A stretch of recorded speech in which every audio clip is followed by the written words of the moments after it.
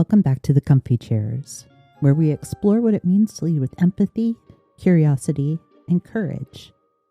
Today, we're talking about emotional intelligence, or EQ, and why it's not just a nice to have, but a critical leadership capability. We'll walk through the 4 dimensions of emotional intelligence, from self-awareness to relationship management, and explore how empathy weaves through all of them. If you've ever wondered why leadership sometimes fails even when the model looks good on paper, well, this conversation is for you. Here's today's question. What is emotional intelligence, and why is it critical for effective leadership? Last week, I attended a 3-day intensive for small business owners. While the event was focused on marketing, the topic of hiring and leading employees came up. Our speaker shared 5 common leadership styles: authoritative, democratic, laissez-faire, transformational, and transactional. The audience lit up. Everyone had a story, a personal example about a leader during their own career who tried, failed, or otherwise embodied the worst of each style. I couldn't help but comment on one of these stories. That's not transactional leadership. That's incompetence. I tell you this little anecdote to tell you why emotional intelligence is so critical. It's because being an incompetent leader is easy, shockingly so. But being effective with any style takes effort. Emotional intelligence is the lever that turns your effort into impact. So what is it exactly? In the simplest terms, emotional intelligence, or EQ, is possessing the dual ability to monitor and manage your emotions and relationships. There is a massive body of work exploring the concept since its inception, which is credited to Daniel Goleman in his book Primal Leadership. I won't spend much more time on an in-depth definition of EQ for this reason.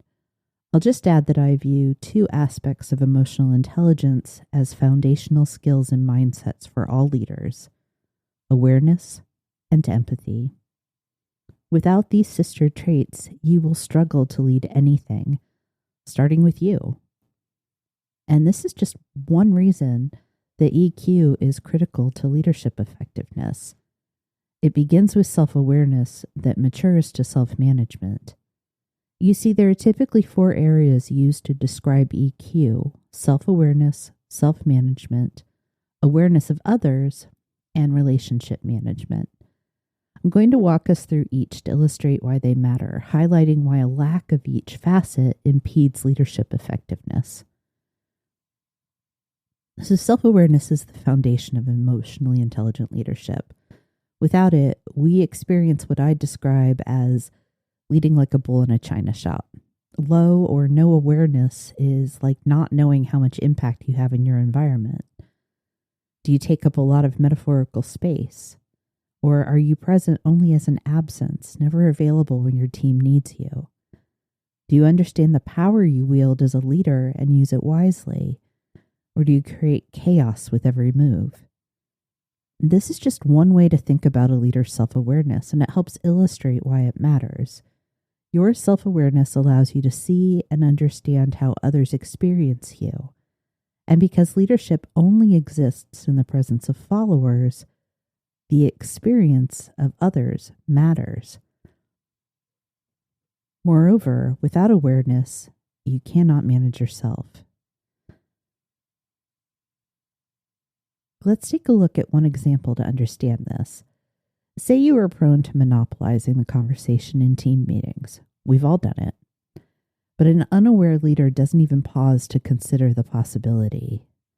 While a leader with self-awareness will observe herself and realize, oh, I'm the only person who's talked in the last 5 minutes. The awareness of this behavior presents a choice: do nothing or make a change. This is self-management. I observe my behaviors and mindsets, and then I use those observations to choose how I behave now, next time, or at some other point. We need leaders who make careful, informed decisions. Using your own behaviors is both an easy starting place for developing this skill and a practice with long-term benefits. But we can't lead others if we are only focused on ourselves, at least not effectively, which is why possessing the skills that extend beyond self-awareness, having full EQ, matters. Rather than turning self-awareness into self-involvement, you can use what you practice, observation and choice-making, to evolve beyond the self and focus on others. At its heart, emotional intelligence evolves this toggle-like thinking. In fact, I like to think of EQ as a wave, each crest and valley representing where my attention is focused, up, down, self, others, me, you, back and forth as we work together. I observe myself. Well, I've been talking a long time. Then I observe you. Jane's been looking out the window the whole time. I make a conscious choice to stop talking and I direct my attention to the other person. It can sound like this. Jane, I just realized I've gone on about this topic for more than a little while. I've probably lost your attention, but I would appreciate it if you'd share your thoughts on the matter. To be clear, this is not performative. It's not a passive-aggressive prompt to guilt your team into being involved or to catch them daydreaming. Instead, it is a practice of being present in the moment and using your internal and external senses to gauge how you are feeling, acting, and showing up. Then, because you are the leader, you take the additional step of inviting the other person into the process. And this brings us to the third area of EQ, awareness of others. This is the ability to notice, interpret, and respond to the cues people are giving you, whether through words, silence, tone, even behavior. Imagine a team member who always says, "I'm fine," but whose work quality has dropped. An unaware leader takes the words at face value and moves on. A leader with awareness of others notices the change, remembers the employee normally lights up in meetings, and they know how to check in. Awareness of others is about extending your circle of attention so that the focus isn't only inward. It's about recognizing that leadership is relational. Without this capacity, leaders can easily miss opportunities to intervene, encourage, or simply be present. Finally, relationship management. This is where it all comes together. It's where awareness of self and awareness of others combine to shape how you build trust, resolve conflict, and lead with influence instead of just authority. Think about a moment of giving performance feedback. Without EQ, feedback runs the risk of coming across as criticism or even punishment. With EQ, a leader can pause, regulate their own emotion, tune in to how the other person might receive the message, and communicate with clarity and care. Relationship management is the practice of choosing influence through empathy, respect, and accountability. It is, in many ways, the daily work of leadership. This is why I often say that empathy is the through line of emotional intelligence. So let's define it. Empathy is the ability to notice, understand, and value what another person is experiencing without needing to fix it, judge it, or make it about you. Empathy doesn't mean agreement. It doesn't mean you take on someone else's feelings. What it does mean is you allow yourself to be impacted by another person's reality and experience. It is perspective taking paired with respect. And if you think back to that business intensive I attended, every story that people told about these bad bosses, it came down to this. Those leaders had plenty of authority, but no empathy. That was the missing ingredient. So let's bring this all together. Emotional intelligence has 4 parts: self-awareness, self-management, awareness of others, and relationship management. Without those, leadership is little more than a title. With them, leadership becomes presence. EQ is not a soft skill. It is, as I've said, the lever that makes your leadership style effective rather than destructive.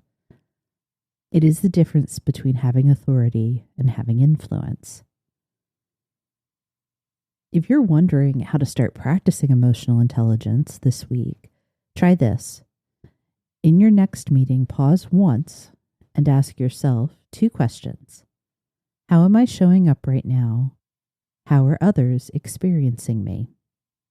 This brief reflection may feel small, but it's the first step toward leading with greater awareness, empathy, and ultimately, greater effectiveness. Thank you for joining me in the comfy chairs today. As we've seen, emotional intelligence isn't about being perfect. None of leadership is. But it is about being present.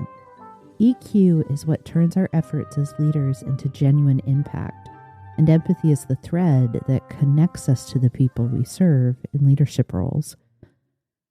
If this conversation has sparked something for you, I invite you to carry it forward.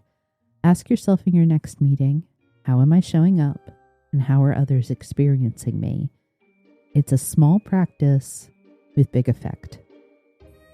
And if you're looking to deepen these skills in your workplace, emotionally intelligent learning and development practices are one of the most impactful investments you can make. Will equip your leaders not just with tools, but with the awareness and empathy to use them. You can always learn more and connect with me at 123limited.com. Until next time, when I'll be back in the comfy chairs with a conversation about questions and learning.